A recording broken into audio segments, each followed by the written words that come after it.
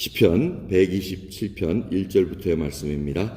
여호와께서 집을 세우지 아니하시면 세우는 자의 수고가 헛되며 여호와께서 성을 지키지 아니하시면 파수꾼의 경성함이 허사로다. 너희가 일찍이 일어나고 늦게 누우며 수고의 떡을 먹음이 헛되도다.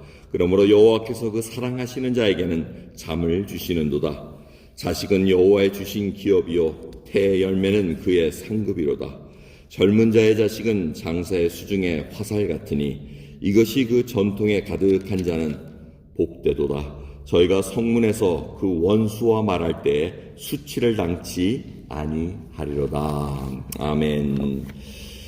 오늘 시편 127편은 솔로몬의 시, 곧 성전에 올라가는 노래하고 이렇게 타이틀이 써 있습니다. 시편에서 120편부터 134편, 이 15편의 시는 성전에 올라가는 노래 해서 이렇게 타이틀이 정해져 있습니다. 그래서 성전에 올라가는 노래 하면은, 대부분의 학자들이 동의하기를 이들이, 유월절과 오순절과 초막절, 순례자들이 예루살렘 성전으로 올라갈 때, 순례길을 걸어가면서 불렀던 노래가 아닌가 이렇게, 해석을 합니다.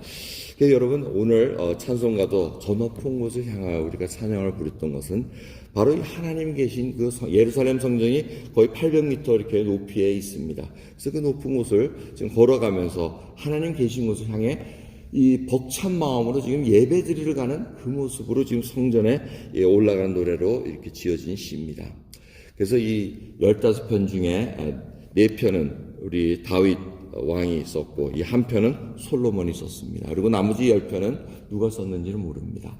이 솔로몬은 여러분 잘 아십니다. 지혜와 총명이 정말 누구도 따라갈 수 없는 정도의 지혜와 총명이 있었습니다. 그러한 자가 지금 하나님의 성전을 짓고 지금 하나님의 성전에 올라가는 그 노래를 불렀습니다. 그런데 이 솔로몬이 깨달은 게 있다는 겁니다. 여호와께서 집을 세우지 아니하시면 수고하는 것이 다 헛되다는 겁니다. 하나님께서 지켜주시지 않으면은 다 헛되다는 겁니다. 그래서 일찍 일어나서 수고하고 늦게 누우면 그 수고하는 불철주야 그냥 고생하면서 일한 것들이 하나님께서 세우지 아니하시고 하나님이 지켜주시지 아니하면 다 헛수고라는 것입니다. 다 무너지게 돼 있다는 겁니다. 그런데 하나님께서는 사랑하시는 자에게 잠을 주시는도다 이 얘기합니다. 이 얘기는 뭐냐면 어떤 성경 표준 세번역에서는 어떻게 해석까지 했냐면 하나님은 잠잘 때 사랑하는 자에게 복을 주신다 이렇게 해석을 합니다. 뭐 이렇게 틀린 복은 아닙니다. 그 얘기는 뭐냐면 하나님께서는 지켜주시니까 잠을 잘 때도 푹 잔다는 거예요. 걱정 안 한다는 겁니다. 여러분 여기 나오셨을 때 뭐 밤새도록 내 도둑이 들어올까 뭘 훔쳐갈까 걱정하시면서 밤새서 오셨습니까? 푹 주고 얼굴 뵈니까 다 푹 주무시고 오신 것 같아요. 그래서 푹 주무시고 하나님 맡기고 사는 삶이 지켜주시라 믿고 하나하나 살아갑니다. 도둑이 들어오면 우리도 하나님 보시기에 또 나눠줄 게 있나 보다 하고 그렇게 해석하면 됩니다. 집단속 당연히 잘해야 될 것이고 그 다음에 뭐가 일이 나더라도 그거를 신앙의 경지, 성숙한 신앙의 경지로 해석할 수 있는 믿음의 자, 하나님 맡기고 살아가는 그 믿음이 필요하다는 겁니다. 그래서 계속해서 연속성을 알려줍니다. 자식 얘기를 하십니다. 그 자에게 세워주시고 지키고, 사랑하는 자에게 잠을 주시는 자에게는 뭐라 그러십니까?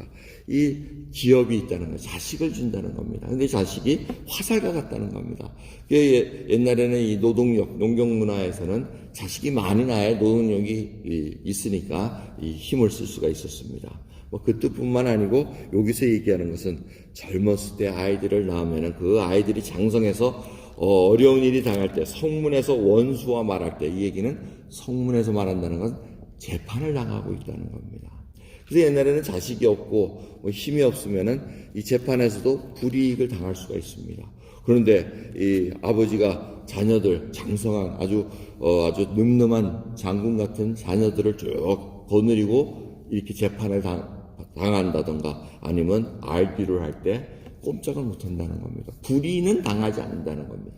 그만큼 이 자식이 중요하다는 겁니다. 물론 이 자식도 하나님께서 세워주시고 지켜주시는 그러한 자식이라는 것을 알려주고 있다는 겁니다. 자, 오늘 이 본문 말씀을 통해서 저희들이 뭘 생각할 수 있습니까? 성전에 올라가는 노래, 이걸 저희들이 초점을 맞춰야 됩니다. 여러분, 하나님의 첫 예배를 드릴 때가 얼마나 감격스러웠습니까? 그걸 저희들이 다시 돌아봐야 됩니다. 예수님께서도 12살 때, 유대인들이 12살이 되면 이제 성년이 됐다 그래서 예루살렘 성전에 처음으로 유월절, 오순절, 이 초막절 때 이렇게 올라갑니다. 그래서 예수님도 12살 때 올라가셨습니다.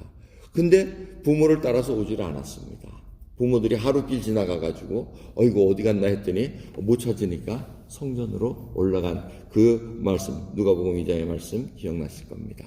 그래서 예수님께서 하신 말씀이 뭡니까? 내가 아버지 집에 있어야 될 것을 모르셨나이까 하고 얘기합니다.